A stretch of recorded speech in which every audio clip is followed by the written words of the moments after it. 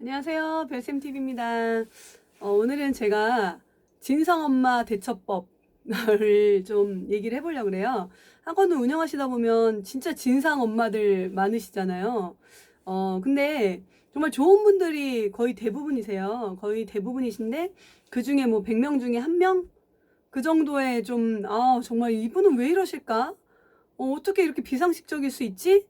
라고 생각하는 분들이 있어요. 그래서 저도 사실 그런 분들을 많이 만나봤죠. 굉장히.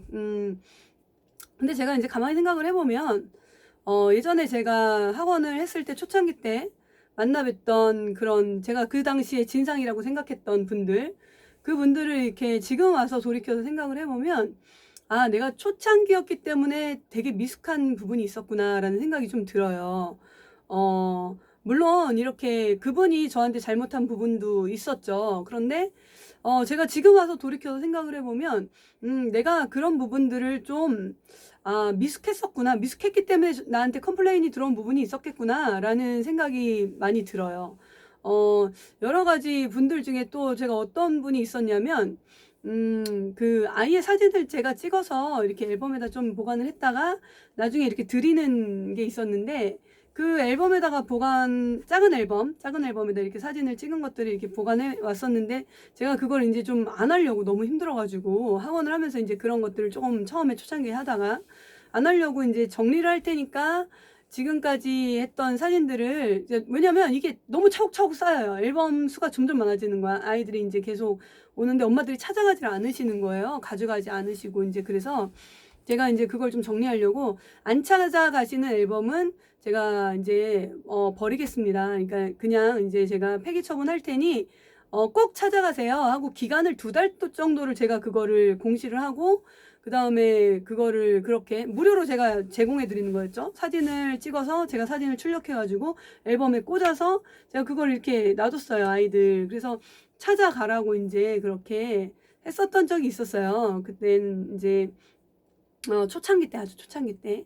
근데 그걸 안 찾아가시는 분들이 있으시더라고요. 그래가지고, 그거를 이제, 제가 이제 어느 순간 이제 폐기 처분을 했죠. 그거를 폐기한다고 이제 그 건물 밑에 이제 그 재활용 쓰레기 이제 버리는데 거기에다 이렇게 버렸었던 것 같아요. 그때. 근데 그거를 찾으러 오신 분이 계신 거예요. 한참 이제 며칠 지났는데. 근데 되게 막 울면서 왜 내 애 그 사진을 버렸냐고 어떻게 버릴 수가 있냐고 그러면서 막 저한테 막 따지시는 거예요. 그래서 아니 분명히 2달 동안 고시를 했는데 찾아가신 분들 다 찾아가고 안 찾아가시는 분들이 있어서 너무 오래되기도 했고 놀 자리도 없고 해서 제가 그거를 폐기 처분한다고 분명히 많이 써놨었다. 근데 지금 와서 그러시면 제가 어떻게 하냐.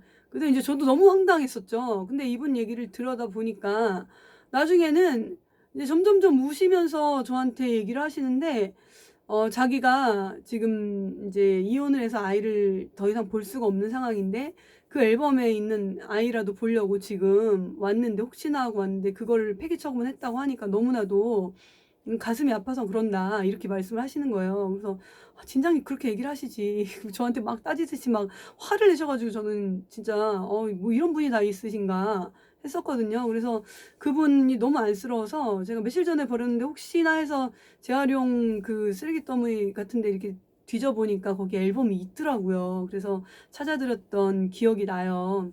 근데 이제 그거는 아주 뭐 조금 그 아주 그냥 빙산의 일각이고요. 사실 뭐 원비 문제 그리고 책감 문제 뭐 여러 가지 문제로 사실 뭐 진상이라고 하면 진상이고 조금 제가 불편했던 그런 이제 부모님들이 계세요. 근데 지금 생각하면 제가 어떤 명확한 규칙이나 그리고 명확하게 하지 않아서 생겼던 일들이었던 것 같아요.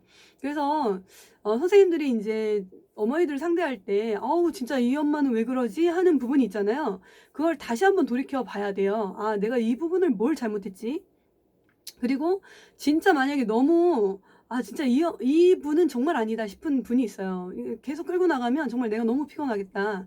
그러면은 사실 그분하고는 인연을 끊는 게 나아요. 계속 끌고 나가면서 계속 그 진짜 별거 아닌 거 가지고 계속 이렇게 시비를 거시는 분이시면 그냥 진작에 그냥 저희 학원 말고 좋은 학원으로 가시라고 이렇게 보내드리는 게 안 맞는 분을 계속 끌고 나가는 것 자체도 너무너무 스트레스고 서로 그거는 별로 좋은 부분이 아니에요. 그죠? 그래서, 그렇게 보내드리는 게 나아요. 그래서 저는 제가 이제 초창기 때는 사실 아이들이 얼마 없으니까 환불 부분도 사실 되게 막 이렇게, 어떻게 환불을 해달라는데 참 마음이 아프고 막 이랬어요. 근데, 조금 어느 정도 중반기에서 후반기 정도 지나게 되니까 깔끔하게 그냥 제가 뭐 한 55,000원 환불해 드려야 되면 그냥 6만 원 환불해 드리고 그냥 그렇게 그런 부분들 돈 문제로 그렇게 작은 거 가지고 막 지지부진 할 필요가 없더라고요. 그래서 나중에는 진짜 그냥 깔끔하게 그냥 환불을 해드렸어요. 환불 같은 경우에는 그냥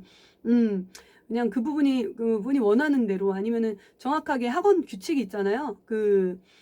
학원에서 할 수 있는 규칙이 있어요. 그 규칙에 따라서 명확하게 환불을 해드리고 그리고 딱 끝나는 게 그런 것 가지고 지지부진할 필요가 없어요. 나중에 그걸 가지고 괜히 질질 끌다가 내 혈압만 상승하고 그러다 보면은 내가 아이들한테 쏟아야 될 그 열정이 딴 데 쏟아지는 거예요. 그럼 돈을 버는 게 아니에요, 그거는.